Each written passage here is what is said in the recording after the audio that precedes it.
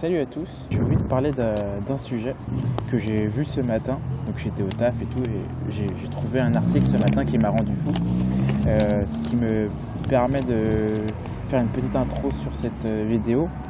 Je vais vous parler des Steelers, donc de NFL, de foot américain, et en particulier de Le'Veon Bell, parce que je trouve ça assez ouf ce qu'il a dit, et j'ai noté dans une petite feuille, et on va commenter ensemble ce qui s'est passé. Donc juste pour vous rappeler, Le'Veon Bell, c'est le running back des Steelers, qui est actuellement en repos, on va dire. Il s'est mis à l'écart parce que la franchise a mis un tag sur lui qui permet de réduire son salaire, et ils avaient déjà fait ça l'an dernier, et il n'était pas satisfait, et il avait dit qu'il était prêt à prendre sa retraite si les Steelers faisaient la même chose. Et ce qui est dingue, c'est vraiment son discours. Alors attends, on va reprendre. Je pense par quoi. Donc j'ai pris en anglais, mais je vais le traduire en français. Il a fait une interview aujourd'hui, ou hier, dans la nuit. Donc c'est quoi, c'est du 2, je sais plus, octobre, à ESPN, donc le média américain, pour parler de sa situation. Donc ce qu'il dit, il pense qu'il veut, il dit qu'il veut jouer au football américain en 2018 et il ne s'attend pas à être échangé. C'est déjà qu'il s'attend à jouer au football en 2018. Oui, peut-être il va faire 2-3 matchs, on en reparlera après, mais il est attendu pour la week 7. Et il ne s'attend pas à être échangé. Je vois pas, qu'est-ce qu'il attend de plus, parce que il refuse d'être franchise tag. L'équipe lui a proposé 71 millions, je crois, de contrat. Et il estime que c'est pas assez. On en reparlera juste après. Donc, soit il accepte, soit il est tradé. L'équipe va pas vouloir le mettre en free agent comme ça, gratuitement. Et en plus, les Steelers ont mis beaucoup de temps avant de le faire, parce que les Steelers, c'est avant tout une franchise basée sur la famille. Et c'est absolument dingue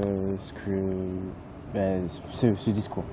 Donc, il a toujours espoir que l'équipe le re-signera pour un contrat à long terme, une fois que le tag soit terminé.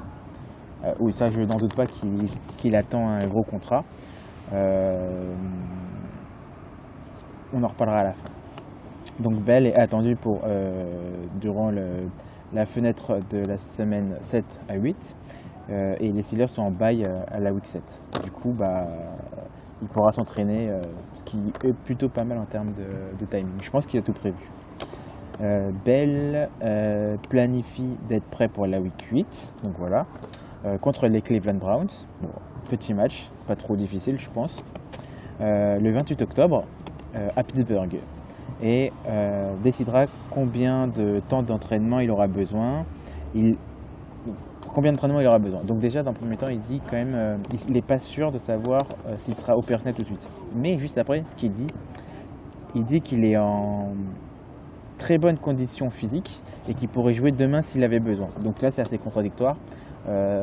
Il estime qu'il est prêt, mais en même temps, quand la week 8 va arriver, il estime qu'il a quand même besoin de temps pour savoir s'il sera disponible, footballistiquement parlant. C'est assez lucide, mais il ne faut pas dire que tu es en super condition et que tu pourras jouer demain, parce que c'est faux, complètement faux. Il est fully committed, donc il est pleinement concentré pour jouer de son mieux à Pittsburgh. Je veux jouer, je veux gagner des matchs et les playoffs, mais je dois prendre ce recul. Connaissant ma valeur et sachant que je peux me blesser, me péter un ligament, on va dire, ou aller en opération à n'importe quel moment, je savais que je ne pourrais pas jouer 7 matchs avec 400 ou plus, 400 touches ou plus. Alors là, oui, je ne doute pas qu'il veuille jouer à Pittsburgh et qu'il veut gagner. Non, pardon. Je ne doute pas. Si, j'ai un doute sur le fait qu'ils veuillent jouer à Pittsburgh et qu'ils veulent gagner. Parce qu'en fait, avant, ils avaient fait un pacte aux Steelers, au sein de l'équipe, pour faire gagner un nouveau Super Bowl pour les Steelers et pour Ben Roethlisberger, avant qu'il prenne sa retraite. Parce que là, il se fait vieux quand même. Je crois qu'il a 36 ou 41 ans, je ne sais plus, 36 ans. Ils avaient fait ce pacte déjà l'an dernier. L'année dernière a été incroyable. Malheureusement, les Steelers sont perdus. Mais ils avaient vraiment le niveau et ça faisait quand même maintenant 2-3 ans qu'ils sont au top. Ils montent, ils progressent. Ce qui est fou, c'est qu'il y a toujours des joueurs qui sont de très bonne qualité et qui font toujours de la merde à base de marijuana, comme Bell d'ailleurs, qui l'a déjà fait par le passé, qui a été puni, mais aussi Martavis Bryant, qui est parti maintenant et qui était excellent et qui a été suspendu plusieurs fois et puis 1 an et c'était un vrai gâchis. Et l'année dernière, il est revenu et en plus il s'attendait, bon c'est un autre sujet, mais il s'attendait à jouer tous les matchs. Bon, on en reparlera plus tard de ça. Il connaît sa valeur, ça on n'en doute pas qu'il connaît sa valeur. Par contre, le fait qu'ils disent donc qu'il veut gagner les matchs et les playoffs, donc il y avait ce pacte et il prit ce pacte en faisant ce petit caprice qui est en fait plus qu'un caprice. Ce qu'il veut, c'est gagner beaucoup plus d'argent et il estime que sa valeur n'est pas assez haute. Après, je peux comprendre un petit peu si on refait dans le domaine du travail classique, mais c'est un peu différent avec le sport. Et au moins, il est lucide sur le fait qu'il ne pourra pas jouer 16 matchs avec plus de 400 touches. Et étant donné sa position et la position qu'il est maintenant, c'est difficile pour lui. Il prend un gros risque de se blesser et de tout perdre en fait. Et donc s'asseoir la saison entière n'était jamais une option. Okay. Il veut jouer pour l'amour du jeu et rappeler aux autres ce qu'il peut faire avec ou sans balle. Effectivement, il est incroyable comme joueur, super fort. Par contre, quand il dit qu'il veut jouer pour l'amour du jeu, non. Quand tu t'assois sur donc franchise tag à la base qui a été proposé par les Steelers et de 71 millions dont 17 millions garantis, tu t'assois sur 17 millions et tu dis que tu veux jouer pour l'amour du jeu. Non, c'est faux ça. Parce qu'en plus l'année dernière les Steelers avaient proposé et il y a des forts, bon, on en reparlera, mais il y a des gros risques pour que Bell touche au moins plus les matchs avancent en étant out en fait. Ce qu'il veut, c'est l'argent. Et il veut jouer aussi. En fait, il veut le beurre et l'argent du beurre, quoi. Il veut exactement ce que lui demande. Sauf qu'en fait, c'est du donnant-donnant. Et si les Steelers ne veulent jamais donner, ils donneront jamais. Et puis, il y a Connor qui est très bien pour l'instant. Après, il n'a pas encore la même importance, mais c'est sa première année. Donc, Bell pense qu'il peut rester dans l'équipe.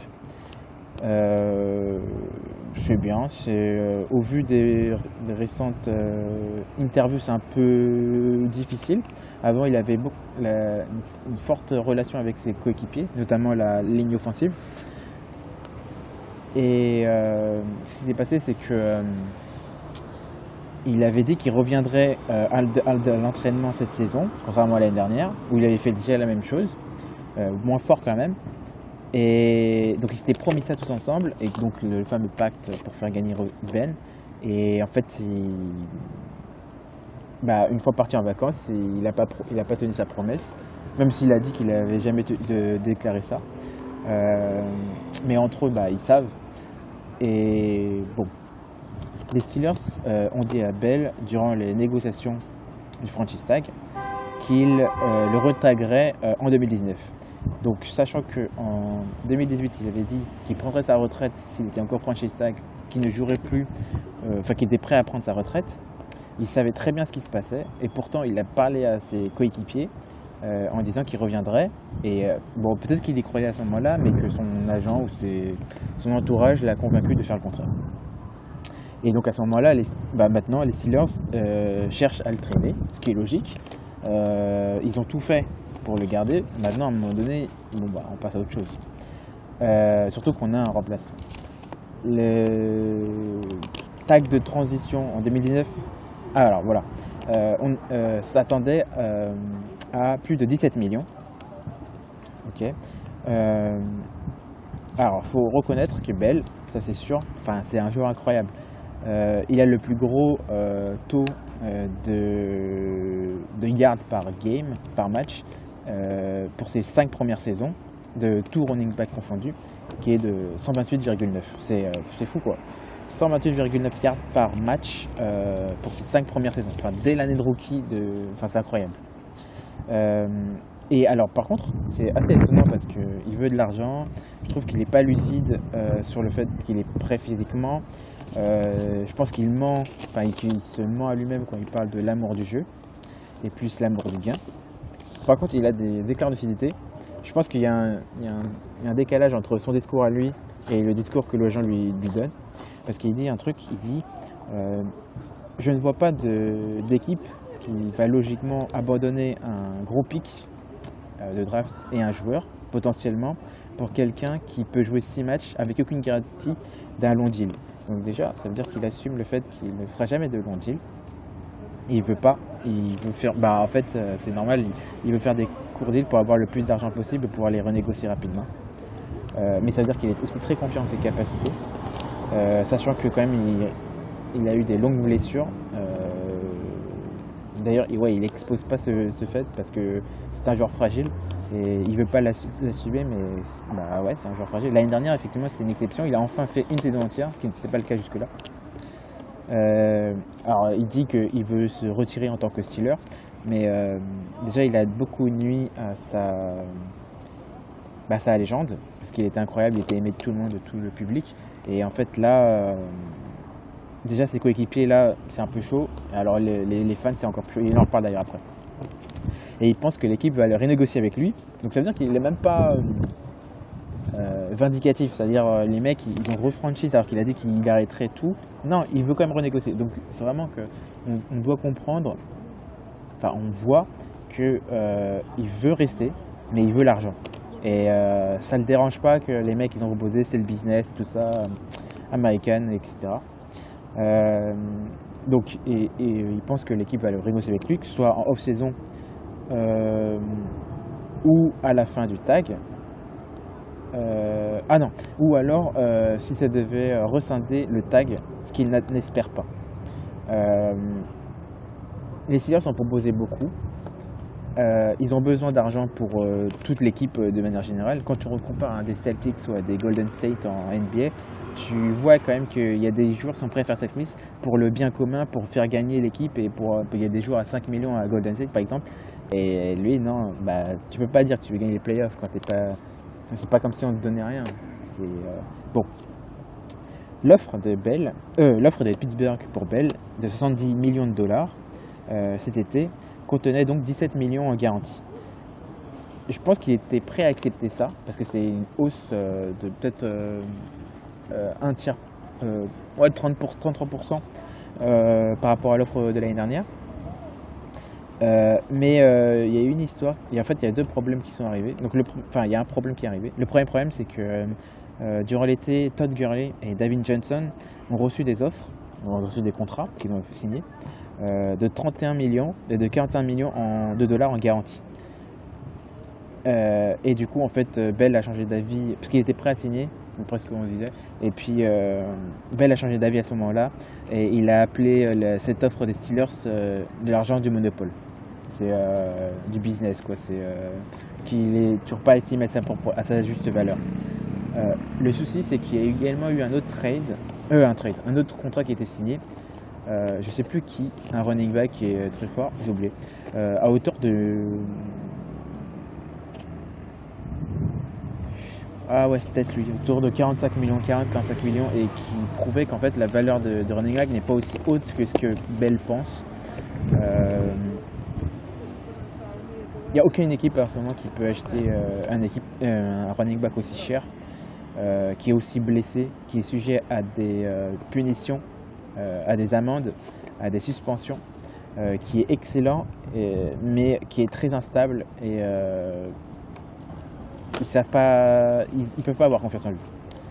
Entièrement en tout cas. Surtout quand tu le vois qu'il est capable de partir comme ça d'une équipe et de dire non, je reviendrai quand je voudrais. Ok, la suite. Beaucoup de gens me disent que je suis égoïste, mais je ne suis pas. Déjà, oui, tu es égoïste. Je le fais pour les gens derrière moi ou les gens qui ne comprennent pas ce qui se passe dans le business du football. Qu'il le fasse pour les gens derrière lui, dans son entourage, son agent, je suis d'accord. Gagner de l'argent, oui. Les gens qui ne comprennent pas ce qui se passe dans le business du football, je pense qu'il y a beaucoup de gens qui comprennent ce qui se passe dans le business du football américain et ils comprennent ta conception. Peut-être qu'il y a des mecs qui sont un peu encore genre très énervés et tout par rapport à ce que tu fais, qui disent que tu n'aimes pas l'équipe, etc. Donc je pense que tu comprends très bien cette histoire, que les Steelers comprennent très bien cette histoire, mais que c'est deux situations qui ne correspondent pas en fait, qui ne se correspondent plus. Donc, les 22 années où j'ai joué au football, j'ai apporté de la valeur. Alors, 22 années, je ne sais pas, mais en tout cas, tu as apporté de la valeur aux Steelers.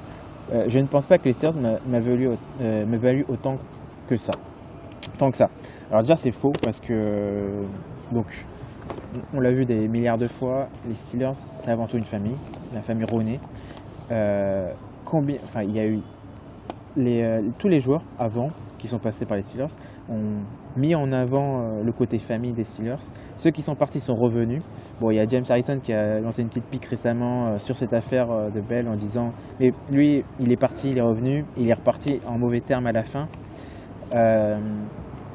Il a fait le coup en allant aux Patriots. Bon, on a vu le résultat que ça a donné. Et pourtant, j'adore James Harrison, c'était incroyable. Ce mec, c'était fou. Hein. Dans le Super Bowl contre les Falcons, ce touchdown depuis la ligne défensive jusqu'à l'en-but, c'était fou. Et puis il a tellement été énorme pour les Steelers, meilleur joueur défensif, du coup c'était cette année-là. Non, c'était incroyable. Mais il manque de lucidité, et donc lui il a dit je serai à sa place, à la place de Bell, donc je reviendrai. Et je simulerai des blessures jusqu'à la fin de la saison. Oui, parce qu'en fait, ce que j'ai pas dit, c'est que le souci pour Bell, c'est que plus il rate de matchs, plus la renégociation du contrat qu'il va avoir l'année prochaine sera basse. Et qui serait plus basse, normalement, s'il revient en week 7 ou 8, l'offre qu'il pourra avoir sera minimum sera plus basse que ce qu'il pourrait avoir avec l'offre que les Steelers ont donnée. Donc 17 millions garantis sur 70 millions en tout. Ce qui serait assez drôle. C'est un peu le karma quoi. Donc, ce qu'il disait. Et les Steelers, les Steelers, ils ont accepté ta punition quand l'autre running back qui venait des Pats, j'ai oublié son nom, il t'a engrainé dans la marijuana, etc., et que tu as été suspendu, quand tu as été longtemps blessé, plusieurs fois, à plusieurs répétitions, tes histoires avec Barclay, non, les Steelers ont fait beaucoup pour toi. Et tu as fait beaucoup, mais pas autant que ce que les Steelers ont fait pour toi. Bell aussi comprend pourquoi ses coéquipiers ne sont pas heureux, heureusement, avec lui. Il espère qu'ils peuvent respecter son business et ses plans et planifie de parler aux joueurs dans le locker room. Ouais, classique, hein, normal. Je pense qu'ils vont le respecter parce qu'ils savent que c'est du business, les mecs. Bell a dit qu'il n'avait jamais dit aux joueurs ou au coach quand il reviendrait. Je ne pense pas. Vu la relation qu'ils avaient ensemble, je pense qu'il a dit, qu'il a promis et qu'il est revenu sur sa parole et qu'il se trouve des excuses. Il pense probablement que je les ai poignardés dans le dos, mais je pense qu'ils comprennent ma décision. Complètement d'accord dans les deux cas. C'est très décevant. Non, c'était un petit peu décevant, mais je comprends leur point de vue. Que tu comprennes leur point de vue, c'est bien. Décevant, non. Ouais, en fait, ce que tu veux, c'est qu'ils soient derrière toi et qu'ils t'appuient pour que tu puisses gagner plus. Ce qu'ils ont fait, en fait, au début, ils ont fait, ouais, il faut qu'ils gagnent plus. Et puis, le jour, donc durant cet été, il y en a plusieurs qui sont intervenus. Et en fait, le problème, c'est que durant cet été, tu n'es pas venu à l'entraînement. Et là, il y a eu un retournement de situation. C'est-à-dire qu'à un moment donné, c'est toi, en fait, qui les as poignardés dans le dos. Les Steelers...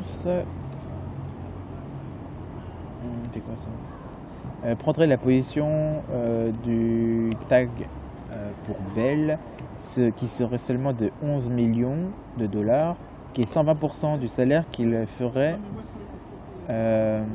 s'il... Ah oui, c'est ça, c'est ce que j'ai dit tout à l'heure. S'il était avec l'équipe pour les 11 semaines. Bon, en fait, en gros, oui, l'idée c'est que il touchera moins, il touchera 11,3 millions maximum s'il arrive trop tard durant la saison en fait. Ce que je disais. Bell et son agent ont demandé un médiateur.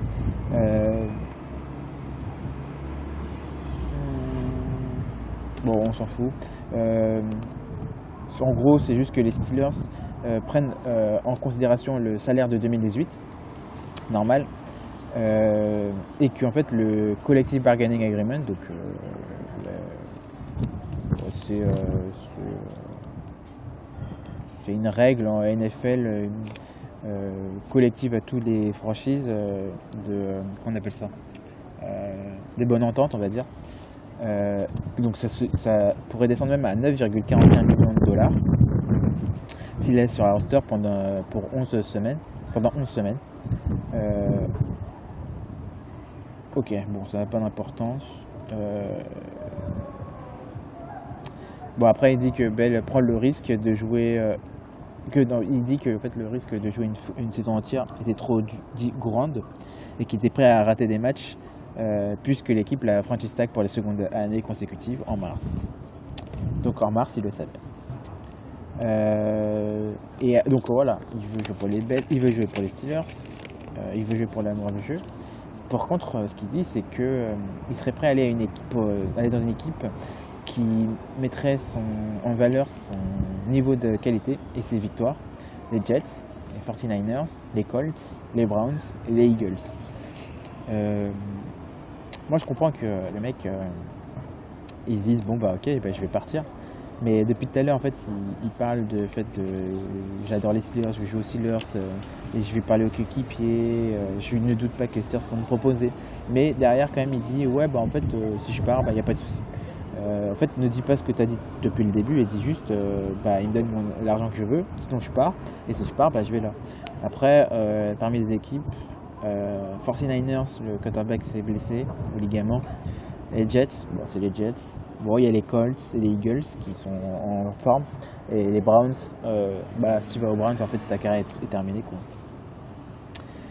Si une équipe le voulait, ils pourraient faire ce qu'ils ont besoin de faire pour me rendre heureux et satisfait. En fait, gagner de la thune. Je pense que la plus grosse chose pour moi maintenant est mon mental, qui est beaucoup plus fort. Je suis plus fort que je ne l'étais. Ça, c'est la phrase finale. C'est des conneries parce qu'en fait, tu perds trop de temps à penser à tout ça au lieu de jouer, de te concentrer sur la saison et sur le Super Bowl en fait. Et déjà l'année dernière, on avait beaucoup estimé que c'était risqué quand il est revenu. Pendant une semaine, 2 semaines, il s'est entraîné, il n'a pas joué. Et quand il est revenu, c'était très difficile au début, il n'était pas du tout dans les compètes. Et c'est qu'après 2-3 matchs qu'effectivement il est revenu au niveau. Mais et c'était que je crois à la week 3 ou 4 seulement, il est revenu à ce moment-là, donc ça allait encore. Là c'est la week 7 ou 8, qui est en gros la saison est quasiment terminée. Qu'est-ce que tu vas faire en fait? Tu vas rien faire du tout, tu penses que à ton argent, à ton contrat, alors que, je sais pas, laisse ton agent et les Steelers le faire et concentre-toi sur le jeu, quoi. Et c'est un énorme gâchis. Son interview c'est fou, il mélange tout, il se contradit et je doute pas qu'il est de bonne foi, mais je pense qu'il est mal conseillé et c'est un vrai gâchis et je pense qu'en fait non, il n'y aura rien du tout, il va partir ou il va être échangé. D'ailleurs il y a beaucoup de sources qui disent qu'il n'y a aucun GM qui veut le prendre en fait pour ces raisons, parce qu'il est instable, parce que on ne sait pas trop sa valeur par rapport au fait qu'il reste ou non à long terme. Non, il ne voit pas le long terme, donc déjà c'est un mercenaire en fait. Il veut l'argent et il veut beaucoup jouer, il veut gagner des titres, c'est sûr, mais il n'est pas prêt à rester à long terme, ce qui n'est pas du tout dans la manière de fonctionner des Steelers, qui prennent des joueurs à long terme. Tu regardes Ben, tu regardes d'autres par le passé. Et puis il y a Connor qui est fort. Après en ce moment c'est vrai que là cette saison ça s'annonce assez périlleux. Il y a 1-1-2 là. 1-2-1.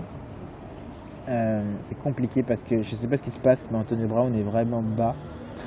Pas mauvais, mais enfin, il est très en dessous de ses capacités.